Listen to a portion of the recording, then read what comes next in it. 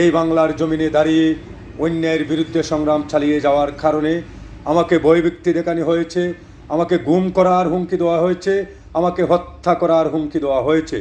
ইনশাআল্লাহ আমার মহান রব আল্লাহ তাআলা যদি আমার উপরে ছায়া হিসাবে দাঁড়িয়ে থাকেন, আমাকে বাংলার মানুষে কখনো হত্যা করতে পারবো না, এটা আমার দীর্ঘ বিশ্বাস। আমি 1971 সালের লাল সবুজের পতাকার বঙ্গবন্ধুর সৈনিক, মুক্তিযোদ্ধার চেতনার স্বাধীন বাংলাদেশের নাগরিক। আমি জয় বাংলার স্লোগান লক্ষ লক্ষ মানুষের পাশে, লক্ষ লক্ষ জনতার পাশে দাঁড়িয়ে বুকে সাবাস রেখে আমি স্লোগান দিয়ে আমি আওয়ামী লীগ পরিবারের ছোট্ট ছোট্ট কর্মীরা নিয়ে সামন দিকে এগিয়ে যাব। ইনশাআল্লাহ, ইনশাআল্লাহ, ইনশাআল্লাহ। জয় বাংলা, জয় বঙ্গবন্ধু। বাংলাদেশ আওয়ামী লীগ আবারও বাঘের মতো দাঁড়িয়ে উঠব, পাকিস্তানি রাজাকারের মোকাবিলার জবাব দেব ইনশাআল্লাহ।